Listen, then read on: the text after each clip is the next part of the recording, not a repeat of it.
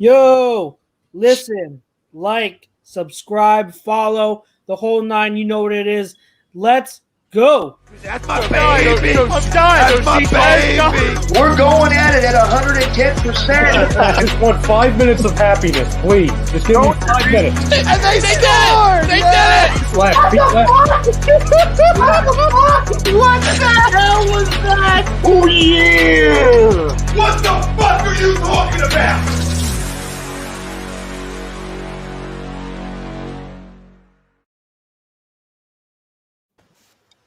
What's good, ladies and gentlemen? It's another week of Birds of a Feather on A2D Radio, brought to you by Specialized Physical Therapy, our doc Paul Vidal. Find them in Burlington, Cherry Hill, and Princeton, specializedphysicaltherapy.com. I am back, your boy Chucks. I had a week off, had an emergency to tend to, but I'm back, and I'm here with your boy Pete. What's going on, Pete? Man, coolin'. Just happy to be here. If I could just get rid of this pollen, man. Allergies. Spring allergies are here as well. And we got Jeff right below me. What's going on, Jeff? What's going on, fellas? You feeling the allergies too, aren't you? Allergies, sinuses, it's something. My 1-year-old daughter, she had it, and she ended up having almost a double ear infection. I got something. It's going around in this household. Oh God, allergies. They haven't hit me bad so far, but knock on wood. So hopefully, it doesn't get bad for me, but we'll see. But we got a good show for you today. It's going to be a little bit of an abbreviated show. We're going to go maybe an hour, maybe a little bit longer, but we still got great stuff for you tonight. We are on Facebook, Twitter, YouTube, Instagram, Apple Podcasts, Stitcher, Twitch, the whole nine on the internet. And we're brought to you by the Counseling Center at Sunrise Detox. You know, many of us and our families, we deal with mental health and addiction issues. If you need mental health therapy or addiction detox, make sure you call 856-651-8117 and tell them that Tom sent you. Our poll question for tonight, ladies and gentlemen, which is brought to you by Body Check Wellness, make sure you tell them use the promo code A2D so you can get that 20% off. The Eagles will finish no worse than second in the NFC East. Agree or disagree? We're going to take a look at the division. The Eagles, with the current roster, including the two new acquisitions that we've had over the past week in Ryan Kerrigan. Oh my God, Ryan Kerrigan and Josiah Scott, the corner from Jacksonville. We'll see what those acquisitions, what their impact will be for this Eagles roster, if it'll be any, or if it'll just, not really be anything. And if it's enough of an impact to right now, as it stands, say this team can compete in the NFC East compared with all the other teams in the division. We'll look at all the other teams and see how their rosters shape up as they are today. So let's get into it. Pete, do you think the Eagles will finish no worse than second in the division? Disagree. You just don't know. You don't know. I mean, two moves. Yes, I like the Kerrigan move. I like the Josiah Scott move. But when you look at, if we're just looking at the teams on paper, not talking about your gut feeling, I think they're behind Dallas, and I think they're behind Washington. That puts them at best third. At best third. So I can't agree to this poll. I just haven't seen enough. These two moves are cute. Still, we know how he can be effective after the draft. Would I feel more comfortable if we had picked up a cornerback in the second or third round and then picked up Kerrigan? I would feel a lot better. I just don't know nothing. I don't know enough about Josiah Scott. I mean, he looks like, from what we talked about in our off screen chat, is he looks like he may be a depth piece. He may look like he may give Maddox a run, but that's still not solving your biggest problem on the outside, and that's DB number 2. I mean, right now, if Slade was to go down at some point during the season, Lord, I don't know what you do. Yeah. I don't know what you do. I mean, did we not? I mean, I'm not trying to sit here and say that the Kerrigan move is it welcome, because we needed the depth on the D line as well, especially at the defensive end position. You know what I mean? So I just look at this team on paper right now. Ryan Fitzpatrick's a better quarterback than Jalen Hurts. It's nothing. There's nothing against Jalen Hurts. It's just right now he's just a better quarterback. He's a more seasoned quarterback. Their defense in Washington on paper is better. Their offense has gotten better. They're more balanced. Now you have Curtis Samuel, Terry McLaurin, and you also have Antonio Gibson. You know what I mean? So, and didn't they pick up? No, that was Carolina. Because when they picked up another running back as well at some point.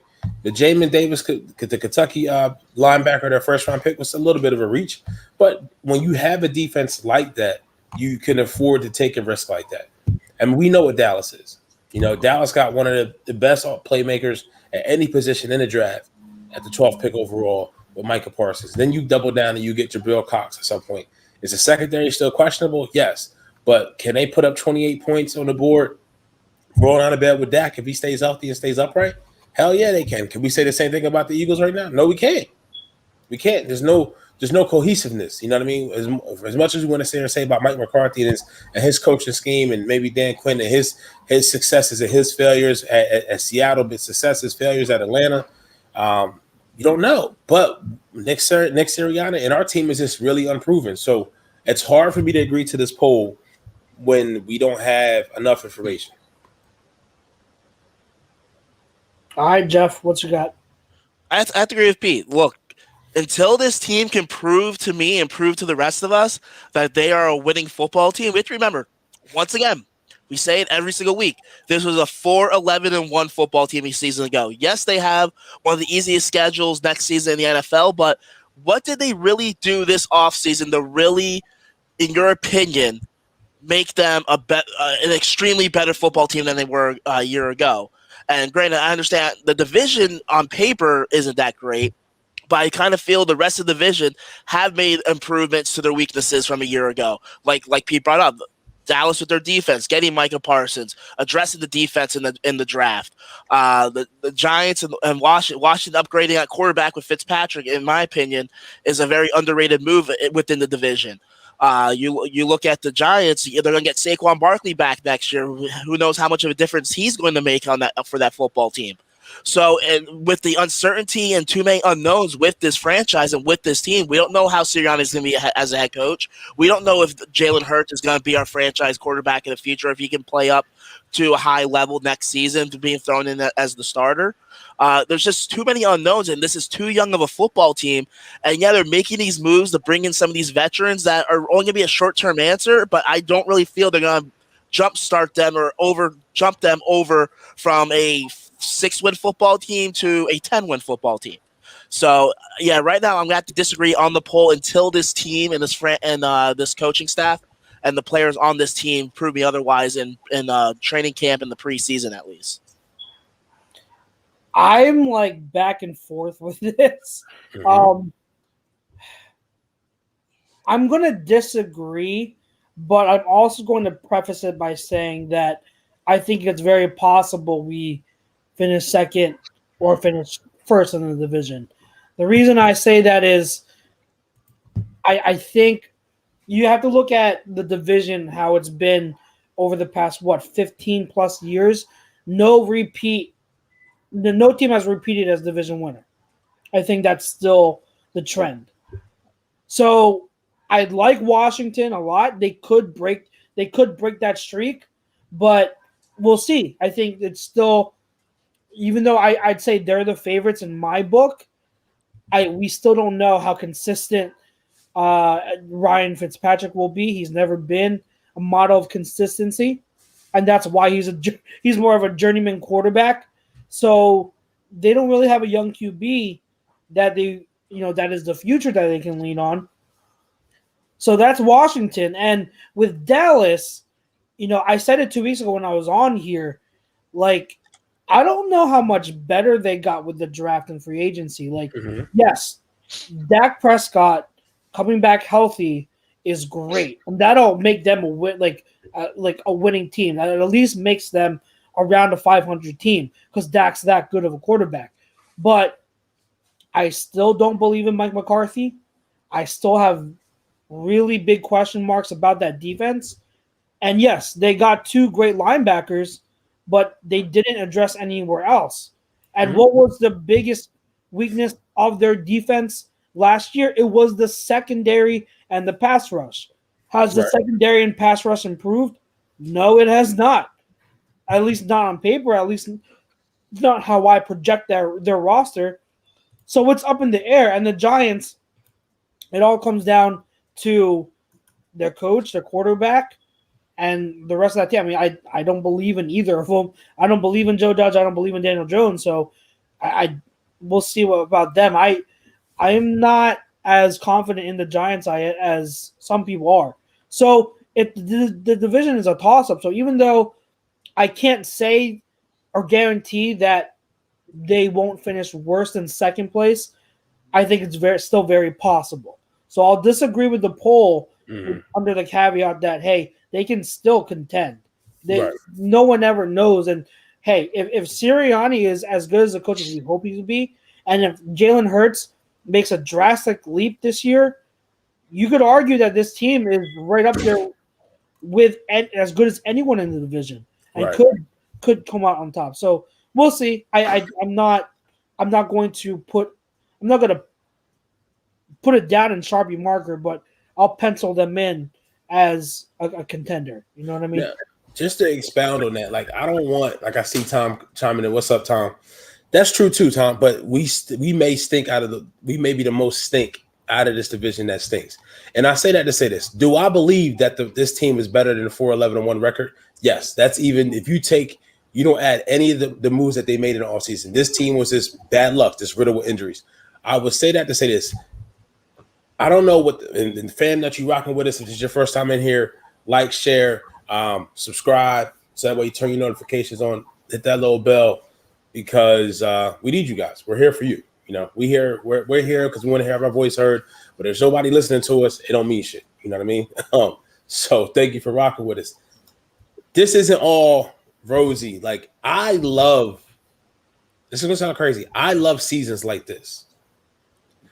You have no expectations. Yeah. You have to see what you have. When you have expectations, it kind of skews you going into the season. You know what I mean? So we all probably believe this team, the chances are they're going to be bad. We saw Ed Taylor. He says, I want to win, but I also want to lose the opportunity to get great draft picks. Eagles Uncensored says the team is going to make a surprise, maybe not 10 more, but a surprise nonetheless. Yes. And you're going to be, as a fan, you're going to find this is almost like a process season when you have with the Sixers. Not to that drastic extent when you're talking about the rebuild, but you're going to find niche things to latch onto to show improvement. Certain players that are going to show improvement. And if they blow you out of water, they blow you out of water. We just don't know. And you've had a very good point where the Cowboys may not have gotten better in all the areas, but they may have done just enough. And we're in this poll question, we're prefacing this poll question on better than what the Eagles can do. If you don't do anything, you have to say that with that, Dallas is better than the Eagles. Washington is better than the Eagles. Not even counting their moves. We're just looking at the team for what it is. Now, we're taking the gut feeling out of it. The gut feeling, do I think they could finish second? Yeah, I can see a clear path where they could do that. Yep. You know what I mean? But with that being said, we can't kid ourselves here. And this isn't trying to be a Debbie Downer. This is just being a realist. You know, I'm probably going to appreciate this season. And I already appreciate this offseason more probably than I appreciate the last two off seasons, because you had a bar, you had a standard. You know what I mean? There's something cool about having the unknown and not knowing what you're going to get. You know what I mean? Because you just don't have enough context to make a decision or determination. And I pleasantly can be surprised this season with Jalen Hurts. I'm going to be infatuated with his success, because I'm not down on him as everybody else, but I'm also not as high. You know what I mean? I'm somewhere right in the middle. So whatever he gives me and whatever this team gives me, and it's in a positive fashion, you'll truly, truly appreciate it, because chances are coming into the season, you did not see that being the outcome. I absolutely hear you, and I agree. It's with the Cowboys on paper. Yeah, they have the better team, and I'd have to say I'd agree with when it comes to Washington too. They had the better team. So, you know, if we're just going off of what it means right now, how it looks now, and going forward, yeah, I'd say the Eagles are third. I'd even them out with New York, and there's a lot of question marks with New York, as I touched on. but they're good points, and I think we all pretty much agree that even though we can't say that they will finish no worse than second, it's definitely possible. Now we're looking at, before we dive into the other teams and do a deep dive in the roster and how they look now. Let's look at the acquisitions the Eagles did make this past week. And we'll start off with the big guy, Ryan Kerrigan, the longtime Washington football teamer. Mm-hmm. I don't know. Like, it's weird. The Washington guy, Washington guy, yeah, fella. He always played well against us. But I always respected his game a ton. Mm-hmm. Loved what he did. Loved what he brought. Obviously, Lane Johnson has always been a big fan of him too, and he always talked about Lane Johnson has that O-line summit down in, I think it's Texas every summer, and Kerrigan was always a defensive player that Lane Johnson always talked about at these summits. So having Kerrigan, now I get it, he's 32 years old. Mm-hmm. 32 years old, so he's not in his prime. So we're not getting like that borderline Hall of Fame type of player. But it reminds me, and this has been thrown out a lot, and I said this right when it happened, it does kind of remind me of the Chris Long signing.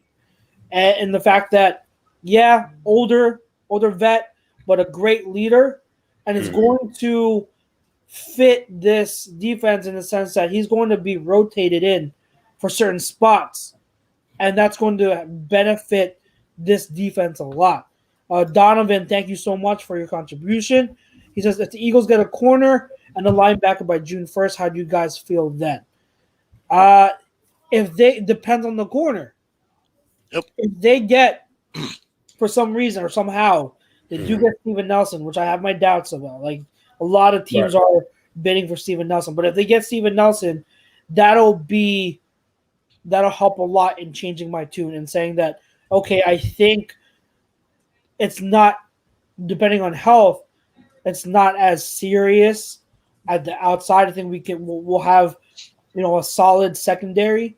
Mm-hmm. So, we're not wholesale. I like our safeties a lot, but we'll have solid cornerback unit with Slay and Nelson. If they can stay healthy all year, we'll be fine on the outside. So, Steven Nelson is pretty much the only guy. That's the key. If you sign him, that could go long way into improving the Eagles' chances. But if we don't, that's going to be an area that, just like last year, teams are going to attack. I don't know how you guys feel.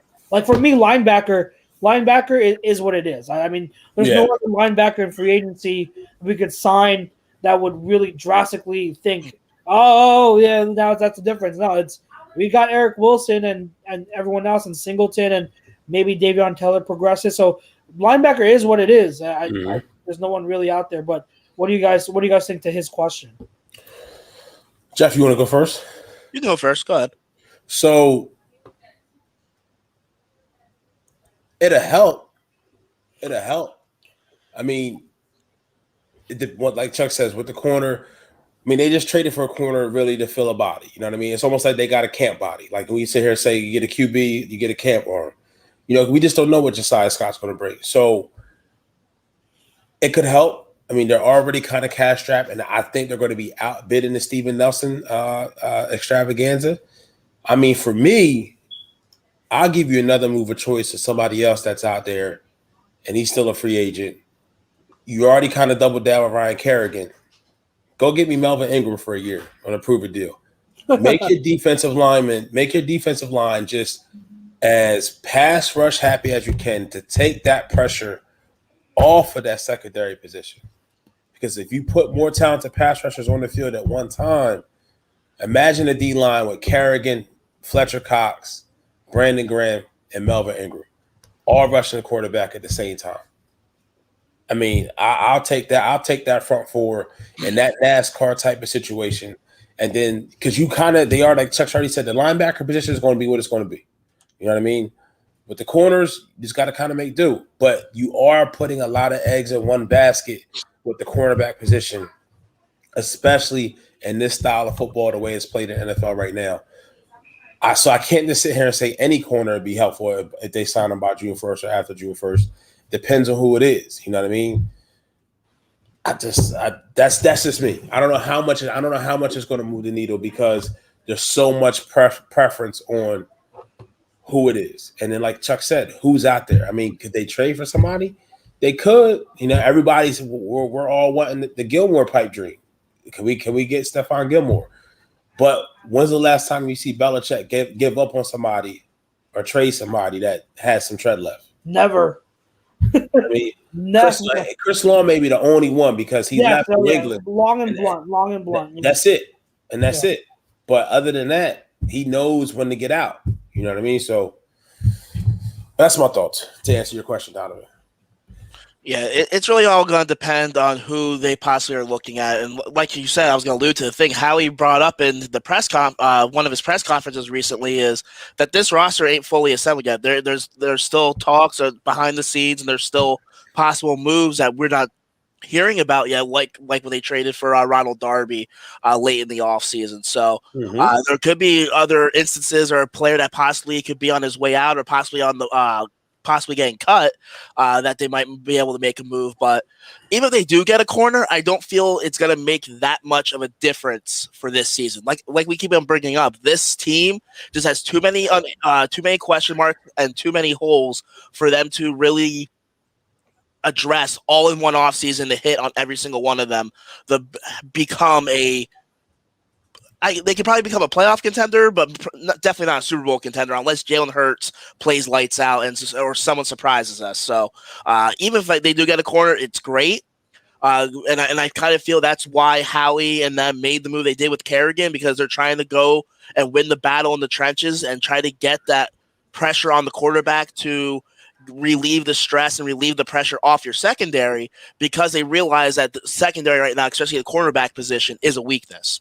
So the more pass rushers they can bring in here to relieve other guys and keep them fresh and get to the quarterback quickly, that way the secondary isn't left with their heads with the chicken cut off. They can make those moves and try and improve the secondary by improving the pass rush. Yeah, good insight. Yeah, in terms of them not being done. So back to what we were talking about with Kerrigan, like, you know, we know what he is in Washington. Now he comes here. And my biggest takeaway from the signing, I don't know if you guys agree or got the same inkling, but with him being the third sign of edge guy being, you know, playing stand-up linebacker. So the first one was when they moved Avery to linebacker, right? Mm-hmm. And then they drafted Patrick Johnson, stand-up linebacker. Now they got Ryan Kerrigan, who's been playing primarily stand-up linebacker. I like where this is going because now you got legit people on the edge that are going to play stand-up linebacker, meaning we are going to be a hybrid defense. And I don't know if you remember, guys, like months ago when we were looking for, after Schwartz was fired, we were looking for a defensive coordinator, and we listed made a wish list of what we want out of the next coordinator. And I said, I want a hybrid defense. And we're getting a hybrid defense. Like, I want that hybrid front where you change fronts. And it's not just 4-3 all the time. It's 3-4. It's a mix of stuff. I love that. So I like the Kerrigan signing for what it is because of what he is as a player. I love it, but I love it as also confirmation that we're going to that hybrid kind of defense, because the defense under Schwartz, what we always been saying, it's stale. It's stale. It's predictable. They don't change anything. They don't disguise anything. You see what you get. Exactly. But with Gannon, it's looking a lot like that's going to be farthest from the case. It's going to be a mix of different things, different coverages. We all know that he's been on cover 2, but he doesn't play cover 2. I know a lot of people say, like, oh, we're going to be primarily cover 2 all the time. It's not all the time to be cover 2. He plays cover 3 a lot. It's the fact that we're going to see a lot more cover 2. We're going to see a good mix of cover 2 and cover 3 and different shells. And Right. then we're also going to be seeing the different fronts. I love that about the defense. And I think the Kerrigan move, along with the other two not so major players in Johnson and Avery, are signs that we're moving toward that direction. And I think it'll be very, very welcome. They're going to be playing that 4-3 under front where he's lined up at the line of scrimmage. That's going to be awesome. It's going to be so awesome to see. So that's why I'm excited about the Kerrigan signing. So you're excited just what it brings to the table as far as just taking talent off the board. Really, now it's going to be a breath of fresh air to have a coordinator that is going to try to disguise or try to scheme something up a little bit better than what we would see with Jim Schwartz. Where, like we said, with Jim Schwartz, you see what you get. You know what I mean? It's out there. You know what he does. It's been around for so many years. It's different than what was the guy's name that was in Pittsburgh for all those years, retired and then went to Tennessee. Dom something. Is it Dom Capers? Dom Capers?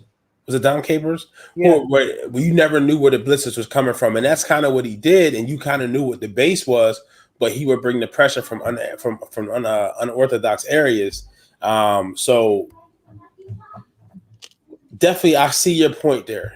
And I can kind of see where we can see that on this coaching staff as a whole. So that's one of the unknowns. We just have to see it. You know what I mean? We just have to. I will say this, though. I think this team will get off to a better than what we think start. I think they'll get off to a better start than what we think. I think through the first 6 games, you can see this team having above 500 record. I really do. Maybe like a 4-2 or something like that. And I'm not saying that momentum where it happens as it rolls on longer in the season, because it's a 17-game season. This is going to be a tough season for everybody. You don't know what you're going to get throughout the course of the season. But I just think they're going to get up to a pretty hot start, and then we'll see where we go from there. Yeah. Jeff, Kerrigan signing. What are your thoughts? That's true, Betty Nation. That's true. Look, I'm not opposed to the signing, and I understand, and I see both sides. Look, okay. I'm happy that Howie, as much as we're not giving him a shot next season, that he's still trying to assemble a roster where it doesn't look like they're throwing in the towel, that he's still bringing in veteran talent to come in here, fill some holes, bring some veteran leadership, and try to still be a contending football team. But on the other hand, we keep on talking about this upcoming season as a learning experience and try to see what we have in this young talent. And you have to remember, they just drafted a 3rd rounder in Milton Williams, who a lot of people expected that he was going to move a lot around that defensive front. Now you bring in another pass rusher with Kerrigan in there that's going to possibly take away some of those snaps from him along that defensive line. I understand they're more grooming Milton for whenever they move on from Fletcher Cox or Hargrave over the next couple of seasons, but you still want to know what you have and develop these young talent. That's the one thing we've been criticizing and ridiculing this franchise over the last few seasons, that they could not develop young talent, or their high draft picks aren't making immediate impact. And I just kind of feel it sort of takes away some of those snaps from some of the younger talent that you have on this roster. But look, I'm not against it. I would say Kerrigan's a decent sign. He's still, I feel, a productive pass rusher. They did list him as a defensive end in the signing, but everyone's like, well, he only had 5.5 sacks last season. You have to remember, he only played like 38% of the snaps behind 2 of the best pass rushers that Washington had with Chase Young and Montez Sweat. So, of course, he's not going to be on the field as much as he used to. He's on the tail end of his career, probably has a few years left. And you have to remember, Josh Sweat played, 40%, only had 6 sacks. I forget some of the other numbers that our guys had, but they weren't getting on the field as much either because of the rotation. So sacks and numbers are a little bit of a miscuing stat sometimes. You have to realize the situation that player was in. Just because he had less than double-digit sacks doesn't mean he's washed up. And let's whisper Josh Sweat's name, because our investigator over here found out some things on the A2D brand that may draw a conclusion that KD isn't the only one out there with a little flame account, No, but he said. So did you see Sweat's comment? Sweat said that if he had a burner account, it'd be a much better handle than that. So, Oh, what are you supposed to do? You gonna throw somebody off your name? Like, come on, man. Hey, man, it's me and you, P. You know, we're both Josh Sweat stands here. So, Oh, of course. Yeah. One of the best picks Howie's made in the last 3 years. absolutely, and it sucks because he's never going to be a full-time starter because of his knees. But to your point, Jeff, I get what you're saying with the young guys, but with Milton Williams, one thing we have to consider is that like he's looked at by some scouts, and I didn't study him a lot. I barely watched film of him. I didn't watch too much, so that's why I say like I'm referencing other people and their evals. But a lot of people do believe that he's a work in progress. You know what I mean? Like he's not going to expect a big role from him in year one anyway was a reach, and also they play different positions. Like Milton Williams, he's like a hybrid between like an interior guy and a defensive end. Yeah, I understand he's mainly a defensive lineman, where Kerrigan, like you say, he's more of a stand-up linebacker, but I still feel there's going to be certain situations where they're going to put Kerrigan as a defensive end on the outside rather than as a stand-up linebacker pass rusher, depending on the different teams or whatever's going to happen. So that's basically what I was getting. I'm not saying he's going to be basically digressing his progression completely, but I just kind of feel by bringing our pass rusher in there, it could have been another opportunity for Milton to show he has in different spots along that D-line. I hear you. And it's a valid concern. I just feel like with the lack of pass rush we had at times last year, the more talent right now that we have in depth, I'm not going to complain. You know what I mean? Like I'd rather have the issue of having too much talent is an issue I'd love to have over not having enough. Not having enough. So I gladly welcome it. And who knows, maybe with both of them here, not only can Williams learn some stuff from Kerrigan, obviously with the vet, but like with them rotating, you keep Kerrigan fresh, and you let Milton kind of come along at his own pace. You don't put him too much on him, so that's a good thing. And so I think it's a good problem to have. It's a valid problem, like you said. So I'm totally with you, but it's a good problem to have.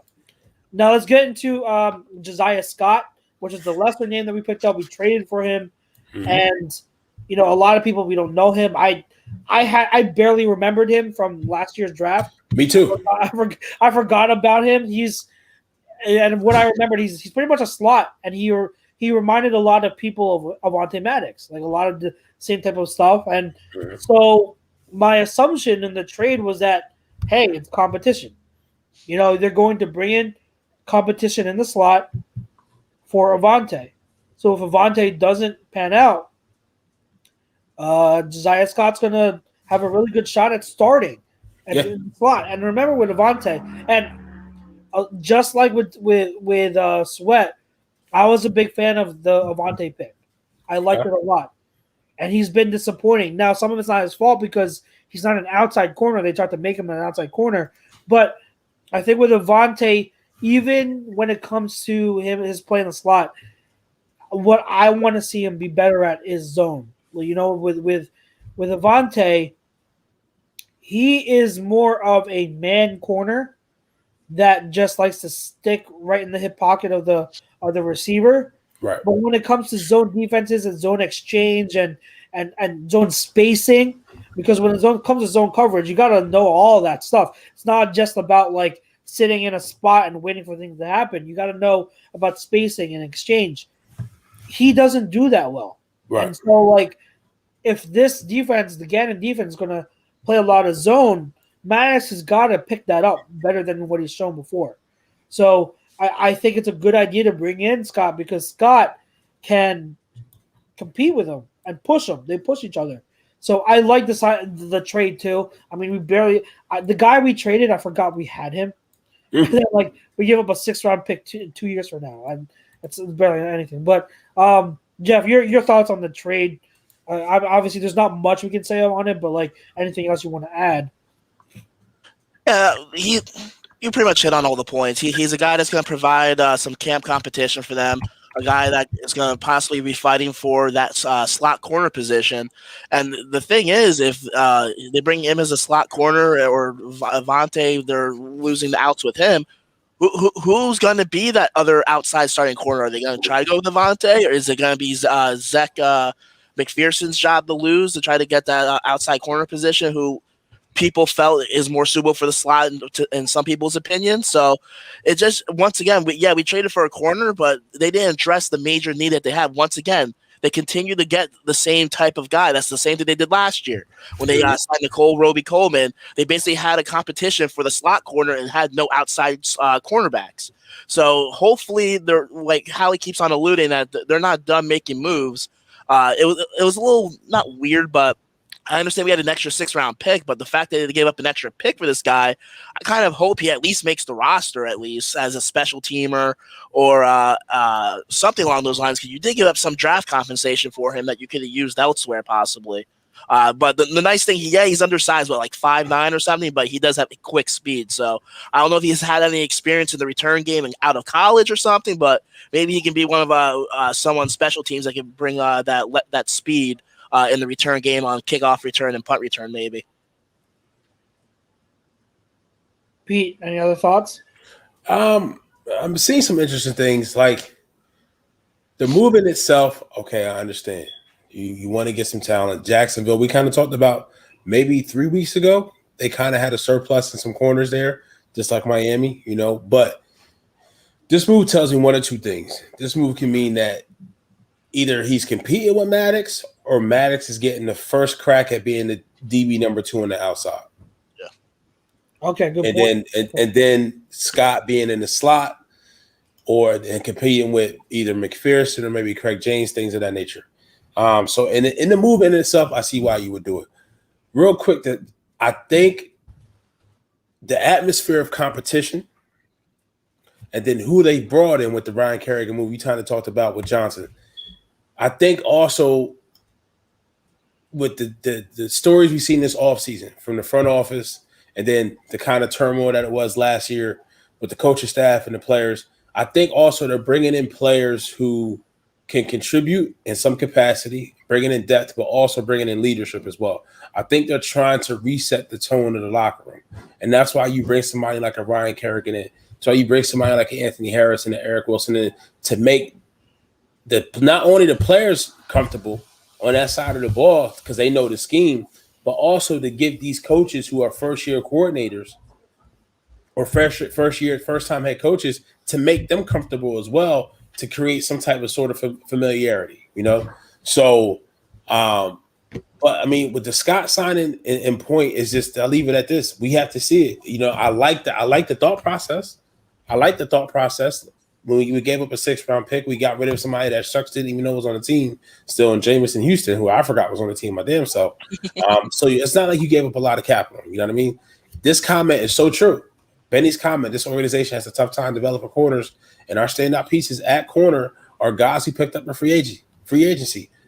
It's very true. Very true. This organization or this regime within this organization has had a tough time drafting corners and drafting just outside skill position players, defense or offense. They just have had a tough time in doing it. I mean, hopefully they got it right with Devontae this year, pick number 10 overall. And hopefully some way they either key on somebody, catch lightning in the bottle on free agency, or if we do keep all 3 picks next year in the first round, you draft Derek Stingley out of LSU, and then there you go. And then that's one of your picks.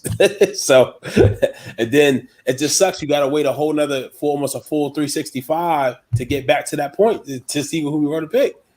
That's the one thing I hate. That's the one thing I loathe about going through this season. And if it is a bad season, we may be talking about the draft week 10 of the season. You know what I mean? Maybe earlier. So he's there was a question. There was a comment here. Oh, Jake Koch had said, "I'm not impressed with McLeod. He never has help at the top. I saw him drop numerous interceptions." I think McLeod last year, because another person mentioned, asked earlier what the situation with McLeod is, and he is hurt.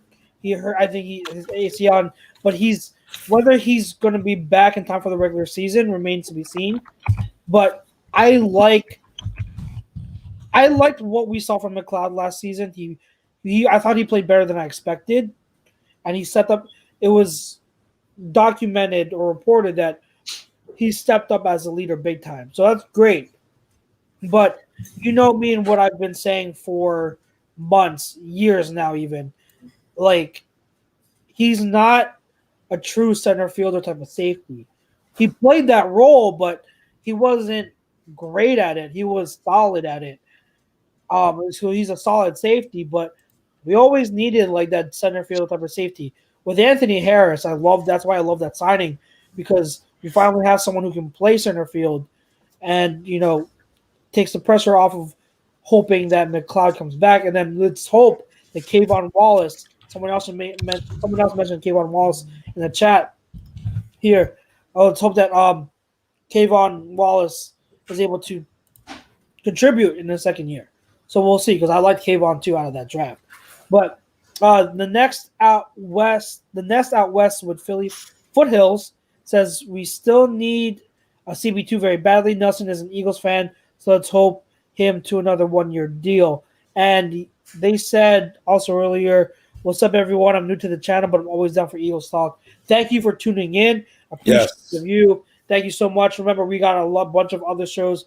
Birds of a Feather here. We're on every Thursday night, but we've got shows every single day, not just with Eagles talk, with Sixers, everything Philly, everything with combat sports and everything. So thank you for tuning in. But yeah, that's with you brought up a good thing, Pete, that we'll see what the Scott signing means for Maddox, because I didn't think about that hit. Like, maybe he gets first crack on the outside. The thing is, and I brought this up earlier, like, if he's going to play on the outside again, it still doesn't solve the issue of he's not good in zone. Like, he's just not. And you're going to see zone more in Gannon's scheme. Yes, exactly. You're going to see more zone in Gannon's scheme. So and it's not just like, to make it clear for the listeners before we move on to the division, like, it's not that with Schwartz's scheme we didn't play zone. We played zone, but with that cover 3 scheme, remember that zone, your corners are still pretty much on an island on the outside. They're playing boundary. They're playing up and down the sideline. That's their zone. So they're essentially still one-on-one with the receiver on the outside. And it's a different type of zone than what the cover 2 zone entails. In cover 2, the corners are usually playing underneath in the flats. Maybe sometimes they play the hook zones or the curl zone. So it's a different type of stuff you're talking about. And with those underneath zones, it's very important to know your spacing and your exchanges. Very, very, very important. And anticipation is important. And like I said, Maddox hasn't shown that. So let's hope maybe this coaching staff will get that out of him if they believe that he can do it. I mean, I've been a Maddox fan since he was drafted, but I'm not going to say he hasn't been disappointing at times, because he absolutely has been. Yeah, and just real quick for the ones for even us that want Steven Nelson, I think I saw one comment that said he's an Eagles fan, so sign him to a 1-year deal. The Eagles have exactly $4,311,254 in cap space remaining for this year. Exactly. That's to the dollar. It's not a lot. It's not a lot. I think on the other side of that, though, the other argument is that, because it's a very valid point, and that's why I remain skeptical. I don't think he'll sign here, but I think that the one positive of signing here is that starting CB2 job is yours. Yeah. You know what I mean? You don't have to. You sign and you are starting right on the outside. Like, that's not the case with the other team. So I think unless he goes to the Jets. Unless he goes to the Jets, yeah. So we'll see. We'll see. I mean, I'm hoping money's not, at this point, money's not too much of an issue, and he just wants that starting spot. Well, then you start the June 1st cuts that's still to happen, whichever two they decide with those. So your cap's going to go up a little bit, but it's whether the fact you want to use the most of your remaining cap to sign a guy like him. Yeah, that's a good point because then you don't get that stuff to carry over to the next season. So, all right, so we covered those additions, those moves, fam. Again, our poll question: the Eagles will finish no worse than second in the division. If you've got your input, your take, definitely put it in the chat. We will cover it and talk about it. But with this show tonight being a little bit abbreviated and shortened, I want to move it along and let's cover some of the other division teams or teams in the division. Okay. And I want to start with Dallas because I think that's the one that always is obviously has our attention most. We talked about 2 weeks ago when I was on with you, Jeff, we talked about their draft. I didn't get to hear what Pete thought about their draft. We disagreed, Jeff. You thought it was a great draft. I thought it was a bad draft. So looking at the roster, and I'll do 3 questions for each team that we're going to go through. Okay. So and if you want to pull it up on your computers, I pulled up their depth charts for each team so I can just kind of get a picture of it. But for each team, we go 3 questions: biggest offseason move, biggest question mark, and then the X factor for them going into the season. Like who's like the MVP, the most important piece for their season in 2021. So let's start with Dallas. And Pete, I'm going to start with you. If you're still, as long as you're still here, and give me one, like just real quick, touch on what you thought about their draft class. You thought it was good or bad? Because Jeff thought it was a great draft class because of the 2 linebackers. I thought that outside of their 2 linebackers, they reached for every other pick. I felt like all the other picks kind of showed that they're panicking a little bit. So while the 2 linebackers were good pickups and good selections, everything else was like not. It didn't impress me. So I didn't like their draft. Whereas Jeff thought that the 2 linebackers were so good that it really elevated, and he liked the corner that they took. So Kelvin Joseph, I think, right? Kelvin Joseph. Yeah, Kelvin Joseph out of Kentucky, I think. So real quick, give your thoughts on their draft. Quick thoughts on their draft, and then what do you think the biggest offseason move was? Draft where reaches at certain points. I like the top end of the draft. They did get Cox. I think he got him in the 4th round or 5th round, 4th round.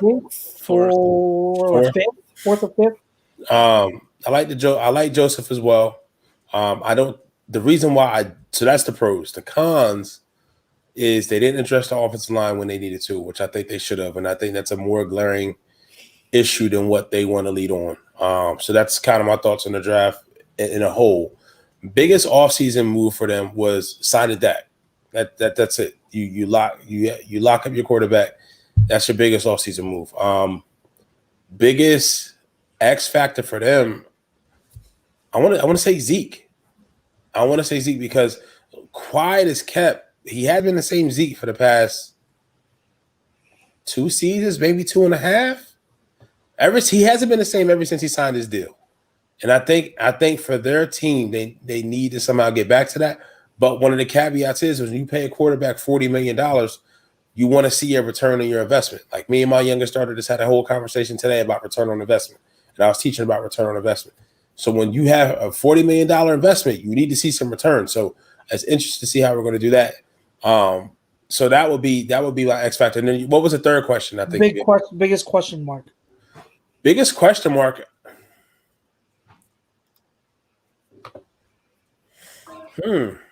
You kind of tied it in my opinion. Smith. I had to say Tyron Smith. Okay. Tyron Smith. You just don't know what you're going to get. You don't know what you're going to get. So if he comes back and he is what he is, then the offensive line is a whole different ball game. Yeah. Jeff, before you go, I want to talk about this one. Jesse Davis says, I think the Cowboys defense isn't bad. They just had a bad DC, no adjustments. They were a lot better later in the year. Dan Quinn will have them play better. God, I totally disagree. Because I feel like I'm one of the. I don't know if it's just me. I feel like I'm one of the only ones that doesn't understand the Dan Quinn hype. Okay. What has he done on his defenses after Seattle to show that he's a great defensive coordinator? He's done nothing. Nothing. Atlanta, their defenses were never good. For someone that's supposed to be a defensive guru, when he doesn't have the talent, he's not able to do anything. So, yeah, the defense had bad DC and no adjustments. Get ready for the same stuff. Get ready for another bad defensive coordinator and no adjustments, because he plays the Seattle cover 3 just like they've been playing, and he doesn't make adjustments, and he doesn't coach well. Yeah. So everyone sees Dan Quinn and attached to the Legion of Boom and think that Dan Quinn was the reason for their success. Where in fact, the truth is the reason that Dan Quinn had success was because of Richard Sherman, Earl Thomas, and Cam Chancellor, the Legion Bobby of Boom. Wagner. And Bobby, that's the reason he had success. So I Bruce do Irvin. not see Dan Quinn as being that big of to me, I'll answer the one question. Dan Quinn is the biggest question mark. Okay. Or That's no, good. both coaches, Dan Quinn and their head coach Mike McCarthy, are the biggest question mark on that team. That's my answer for that. But Jeff, go ahead. Biggest offseason move, biggest question mark, and the biggest X factor. Biggest offseason move, I'm going to tie into their draft, and of course it's their first round selection with Micah Parsons. Before the draft even started, we kept on hyping this kid up, saying no matter where he goes, whatever locker room he's playing for, he's going to be an impactful player for whatever defense he is on. And I hate to say, because it is a division rival, but I do see the leadership. I do see him making an impact and making a difference for that Cowboys defense. As far as the X factor, I'm going to go a little different. I was going to take Zeke as well, but I'll go CD Lamb a little bit. We know what they have with Amari Cooper as their number 1 wide receiver. CD Lamb, they invested in a first-round pick 2 drafts ago. He still put up 900 yards last season with a crappy backup quarterback. So without a starting quarterback, he was still able to be productive last year. So I kind of feel that they need to see what they have in him a little bit, see if he can take that next level in his game, because with him and Amari Cooper and even Michael Gallup, we keep on talking how dangerous that offense is going to be. It can be even more dangerous if CD Lamb could take his game to the next level. As far as question mark, I'm going to have to go Dak, just for the fact that we know what player he was before the injury. Now the question is, what type of player is he going to be after the injury? We automatically all assume he's going to play at the same level he once was before this all happened. But there's no guarantee that's going to happen. And everyone wants to consider the Cowboys a division leading team in this division. But that's all going to rely on the play of Dak Prescott. If he flames out, like someone brought up in the chat, they didn't address the backup quarterback position. They still have Derek Gilbert and Ben DiNucci and Cooper Rush as their backup quarterback. So if Dak struggles or goes down, they're in trouble. They're going to have to rely quite a bit on Ezekiel Elliott, which we know when he's the focal point of the offense, how much he flames out. So Dak, I kind of feel, is the biggest. He's a little bit tied in as an X factor as well as the question mark for the Dallas Cowboys. Good answers. I gave my biggest question mark with the coaches. Biggest offseason move, I'd have to. It was going to be Micah Parsons, but he brought up a great answer saying signing Dak. So I'm going to have to say that and agree as well. X factor, I think it's Zeke. I think. Zeke, well, okay, I'll combine it. I'll cheat and combine. I think it's Zeke and that offensive line.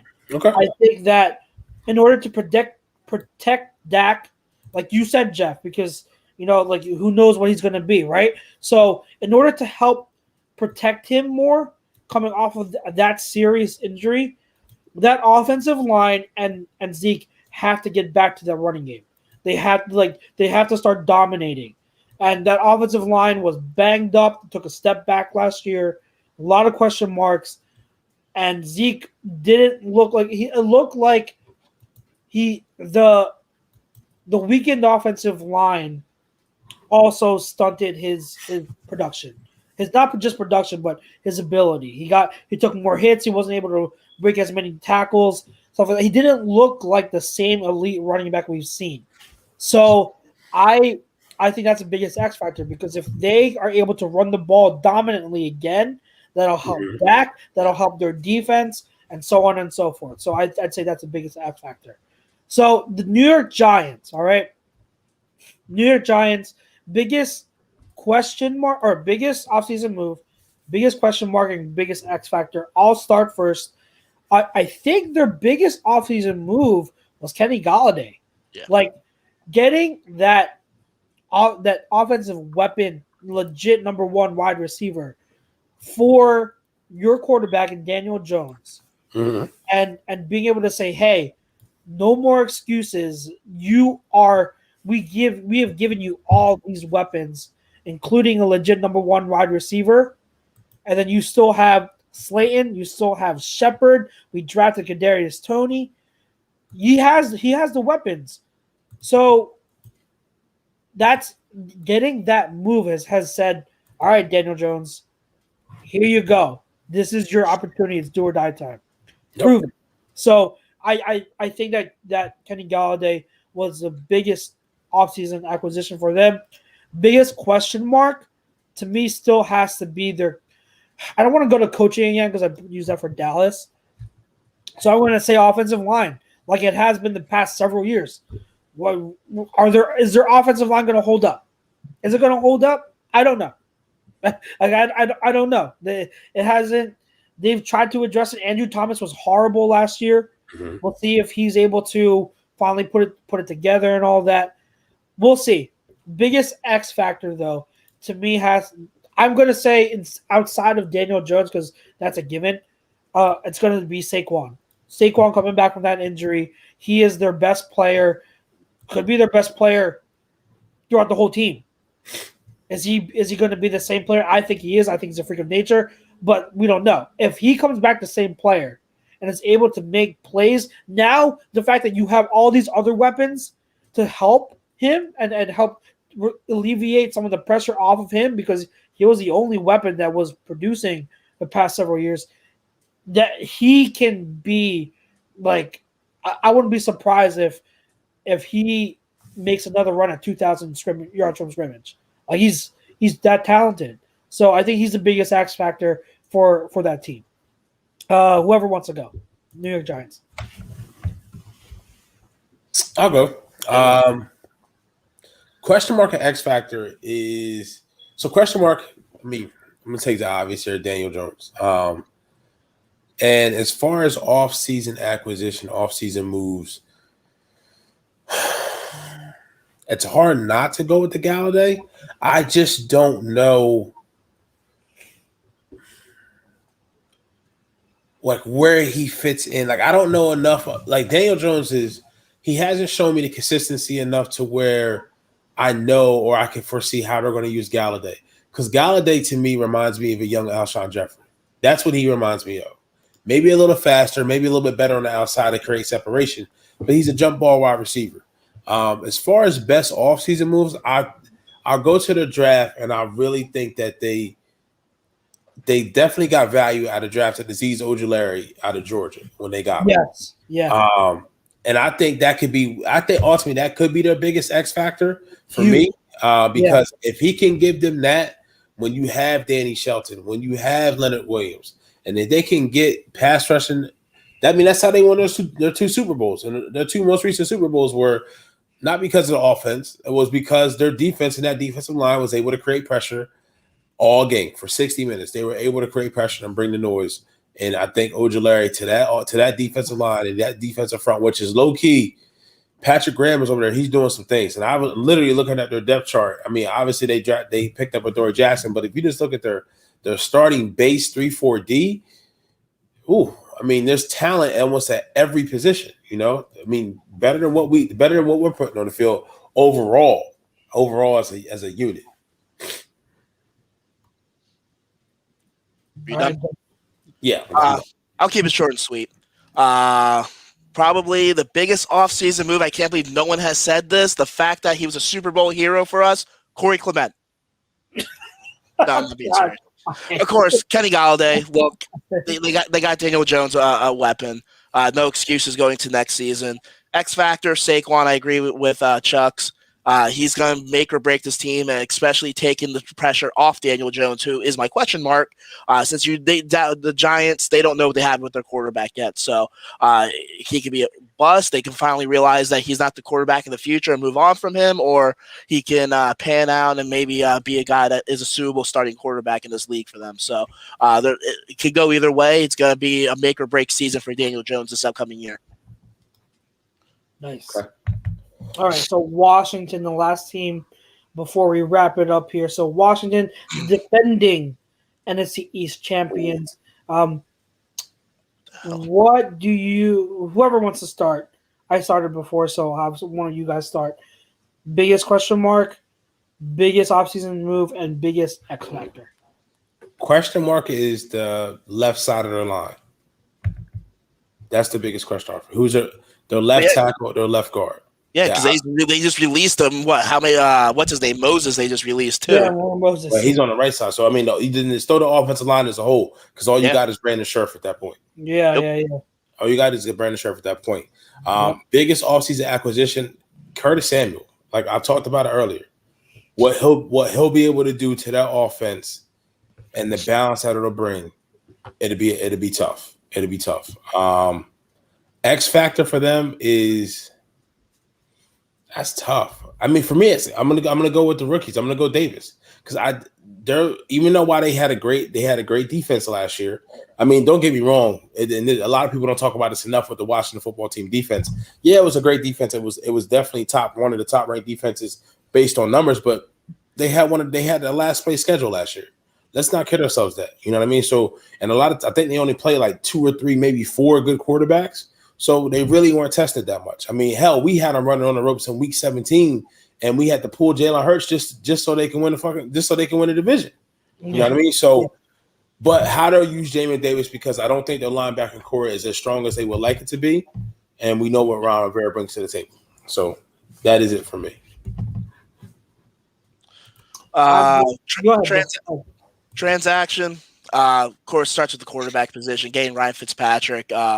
You can love him, you can hate him, but he's still been a quality veteran in this league, and I do feel he is an upgrade over what they had in Haskins and Alex Smith. So absolutely. Oh, exactly. I know some people are like say they're not big fans of Fitzmagic, and he's a turnover machine, which may be true. But he's still a suitable starter in this league. So the fact that the defending division champions were able to upgrade the quarterback position is definitely a plus for them.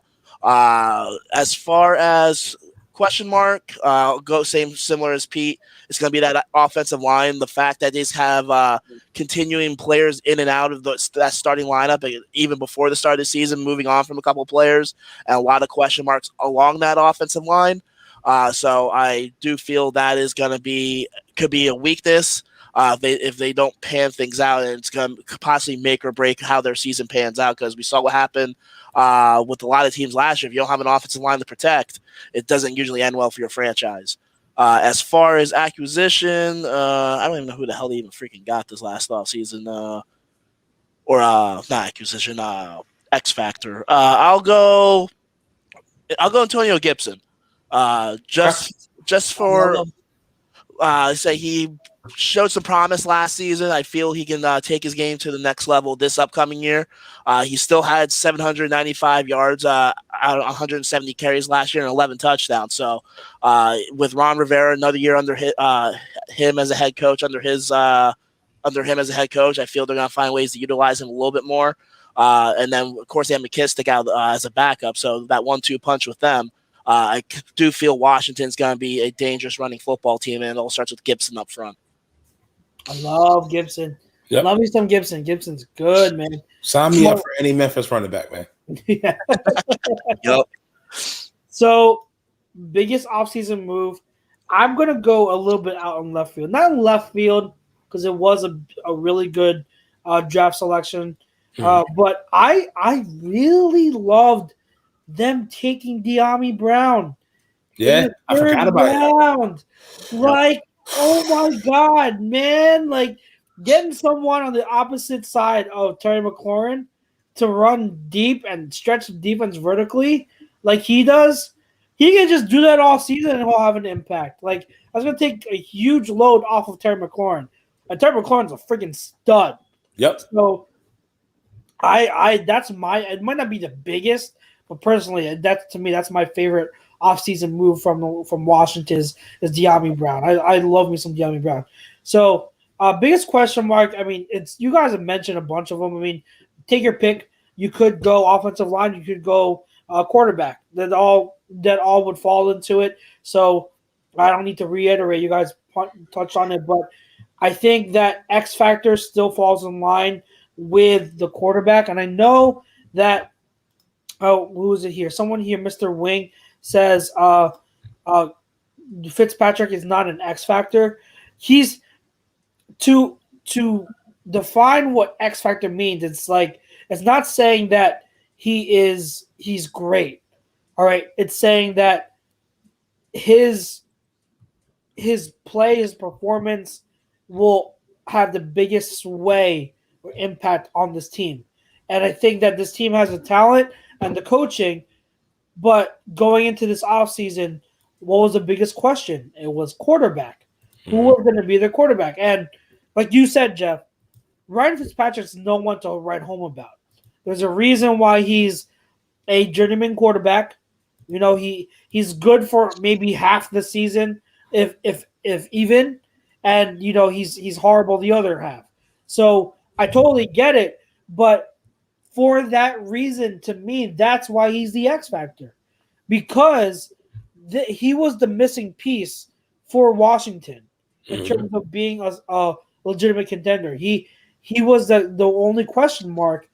And depending on how many games he's able to be good for, that'll ultimately determine how many games Washington can win.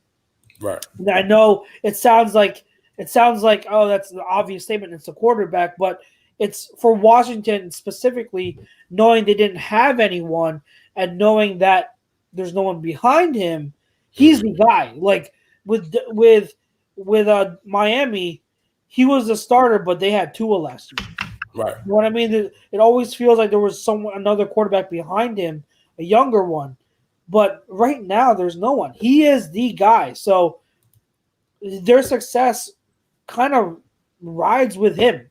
Yep. How good he can be, how consistent he can be. I do think that he's going to have his struggles with consistency. But again, how many games throughout the year, that'll determine a lot of things. So we'll see. I know a lot of Washington fans are kind of like up in the air. They don't know how to feel about him. But I mean, you could do a lot worse. You know, he's better than what you had last year. Yeah. It was worse last year. So, gentlemen, before we sign off, we'll do like a really quick no huddle. Okay. There was one football topic I wanted to just touch on that really got me going this past week. And then if you guys have anything you want to just throw in real quick. I know that I think it was last week or whenever they talked about, or it was reported that Jacksonville was giving Travis Etienne all of his reps at wide receiver, not running back. And there were a lot of people that thought that was a stupid idea. I'm here to tell you, you're making a much bigger deal than what it really is. And to be honest, it's actually pretty damn smart for them to do that, for Urban Meyer to have him as a wide receiver. And here's why. One, with Travis Etienne, who's improved as a receiver throughout his college career, if you draft him, you are drafting him under the pretense that he's going to be a factor in the receiving game. Okay, he's not going to tote the rock 25 to 30 times a game like Zeke Elliott or Derrick Henry. He's not that type of running back. He's actually not that great at running between the tackles. He's more of an outside guy. You get him into space, his speed is lethal. So you need to do that kind of stuff with him. So you have to get him as a factor in the passing game as a receiver, kind of like what the Saints do with Alvin Kamara. And that was one of my comparisons to Etienne as Kamara, because I think that he can be used in a similar type of role as Kamara. So if you are drafting him to do that, you have to get him reps. I mean, you have to get him to learn more because a lot of his receptions in college, they were at the line of scrimmage. They were near the line of scrimmage on screens and flats and checkdowns. He didn't run a lot of routes down the field. He didn't run wide receiver routes like digs or posts or go routes, wheel routes. It was all near the line of scrimmage. So if you want to use him in that role because you feel like he has the potential to be that type of weapon, then get him learning now. Right. Get him reps now. And finally, my point is, it's only rookie minicamp. It's not training camp. People are like, "Oh, it's a bad move because like you need to get him in." They're like, "No, you don't. It's only rookie minicamp." Right. And at rookie minicamps, the running backs don't get as much out of it as wide receivers do. Running backs, because there's no like you can't be physical. There's no tackling whatsoever. What they can do, their reps that they get at camp, isn't really. That's not much. They don't do much. But wide receivers are the positions that's a position that benefits most. Wide receivers and corners. They benefit most from these mini camps because it's all about, getting matchups and learning your routes and all that. So why not get ETN learning at wide receiver now when this will be his best opportunity to do so? And I just saw too many people online make fun of it, think it was stupid, and it kind of grinded my gears. I'm just like, why is this a bigger thing than what it is? I think it's a smart move. I think it's a very, very smart move. You can criticize Urban Meyer for a lot of other things he's done this offseason, but this ain't one of them. Tim Tebow. This is a really great – yeah, Tim Tebow. He signed today. This is a really great move, a great decision to get ETN – reps a wide receiver now at rookie minicamp. And if you don't see why it is, then sorry to say, but you're just wrong. So that's what it is. I need to get that off my chest. I need to say it here on the show. So anything else you guys want to cover or touch on before we head out? Yeah, real quick. So a part of me just really, really wants Jalen Hurts, the QB, to match Jalen Hurts, the man. Well, my man said in his press conference, like, listen, we hungry and we don't plan on missing no meals. Like, bro. Rent's due.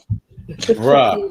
Like, come on. Like, that's why I want this hit to pay off because I believe in his character so much. Yeah. So profound as a leader. I just hope the play on the field lives up to the hype of the leader. Yes, yeah. And to be honest with you, there really isn't any hype. If my man averages right now, if I tell you Jalen Hurts on the season averages 64% QB percentage, say 35 touchdowns, 18 interceptions, almost 50%. I can live with that. Now, can you win with that though? That's the thing. Is that enough for you is that enough for someone to take you to the chip? Is that enough for Howie and Jeff to say, okay, let's not go out and make a major trade for Deshaun Watson or for Aaron Rodgers or for whatever, or let's not draft a Spencer Rattler. Let's not draft. Can we pass on the Spencer Rattler? Can we pass on the Sam Howell? And somebody like that in the next year's draft. Is that enough for you to believe that this is your franchise quarterback? You know what I mean? So I just wanted to touch base on his quotes. Dude, it make you want to run through a wall, man. It make you want to run through a wall, bro. So completely agree. It's like you watch the film and you're like, this guy's like mediocre. He's solid.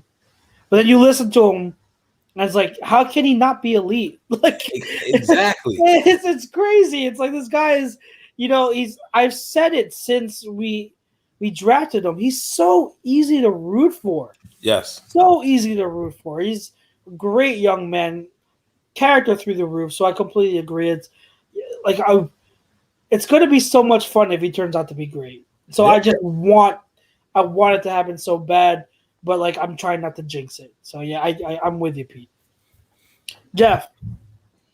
Not real too much, but just a little bit on somewhat Lil Pete said. Not that on Jalen Hurts, but just hearing what leaders like Brandon Graham, like Kelsey, a bunch of these players as they come in and are coming into voluntary camps and coming in here as veterans to still go out there and play with their team, get those reps in early. It's a little bit of breath of fresh air. It seems like to them that football is fun again. It's still their profession, but you're seeing a different look and a different tone in these players' voices as they get ready for this upcoming season that's less than 4 months away. They just seem more excited, more in tune with it, and they're ready to get to work. They're ready to prove the haters wrong. And It seems like Sirianni is really taking over this locker room. You see him out there in practice wearing a Brandon Graham shirt, supporting one of his leaders on that team.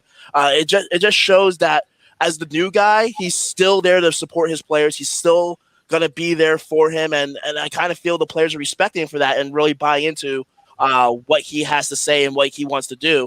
And if you have your leaders buying into that, it's really going to help with the young guys buying into that as well. So I kind of feel it's a good locker room presence and a good locker room vibe right now as we head towards training camp. Yeah, absolutely, 100% agree. I think it was Jason Avant who said on his show, because he was invited to speak to the team, I think, I forget when, recently. And he said the vibe is totally different. Yeah. There's so much better flow compared to last year, and that's exciting. That's really exciting. And we don't know if Coach Sirianni is going to be good or not, but man, like, I'm so excited because the guy, you can tell he's a big nerd. He's a football nerd. He loves football, and I love that about him. So it's exciting. Even if we don't win a lot, I think we'd all agree that we just want to see something to be hopeful for, to be excited about. Wins and losses aside, like, if this team comes out, has a lot of fun, competes, and shows promise for the future, I think we'd all take that. I think we'd all take that and be like, we can at least be happy that there's something to look forward to. Maybe not this year, but next year and the year after that. So that's what it is. So anything else, guys, before we call it a night? I'm good, brother. Good show. Good stuff. Fam, sorry about the voice, fam. Little allergies. I think Jeff's got it worse than you, though. I can definitely tell from Jeff's voice. He's like really congested up here. It's like, damn. Yeah, it's not fun. It's the whole head. Like yesterday, it was so bad. I laid in bed from 4 o'clock till about 11 or 12 at night because I couldn't even move my head without the whole room spinning. Oh my God. When you have a cold and it's hot out, it sucks, bro. Yeah, it does. So I'm not a cold. So Jeff, prayers with you, brother. Get better soon. Yep. When you out there cold sniffling and it's 90 degrees outside. No. And for everyone else, remember, we've got the NBA playoffs coming up this weekend. We've got the Sixers. It looks like if the score holds up, they will be playing against the Washington Wizards. Why did I butcher that? Washington Wizards. And I kind of like that matchup because I want to see them beat Russell Westbrook. You know what I mean? Because I know that him and JoJo have but Westbrook, he leaves it all on the floor every fucking game. He does. He gives you everything. I like the rivalry. I want, there's something there. So that's why it's a little bit more fun to watch. So looks like they're going to be playing against the Wizards on Sunday at 1 p.m. I got my Tyrese Maxey shirt in yesterday. So I'm really excited. Tyrese Maxey, I don't know if he's going to have or how big of a role he's going to have, but I'm sure and hoping he makes at least one impact play this playoffs. I think he will. I think he's gonna get some minutes and he'll have some sort of impact at some point. But anyways, guys, another great show. Fam, thanks for tuning in wherever you're tuning in from. That'll be Facebook, Twitter, YouTube, Instagram. If you're listening on Apple Podcasts right now, on your way to work, way home from work, if you're on Stitcher or Twist, appreciate the love and support. Remember to always like, follow, subscribe to us on all of our channels. We've got shows for you every single day. I'm not going to read off of them what they are because there's too many now, We are so stacked with great shows and panels to bring you different sports every single day, every single night. So make sure you keep yourself tuned in. Our sponsors tonight, Paul Vidal of Specialized Physical Therapy LLC. Reach him at specializedphysicaltherapy.com, and the Counseling Center and Sunrise Detox, 856-651-8117. Make sure you tell them that Tom sent you. Our poll question sponsor, bodycheckwellness.com. Remember, a 2D promo code to get you 20% off. For myself, Chucks, for Pete, the boy over here, and my other brother, Jeff, and our other brother who's not here right now. He's getting ready to go to Florida again, Mr. Jesus. Chrome. Mr. Chrome, safe flight. Guys, enjoy the rest of the week. Enjoy the Sixers on Sunday. And we will be right back at you next Thursday with another episode of Birds of a Feather. Stay safe. God bless. Peace out, guys. Peace.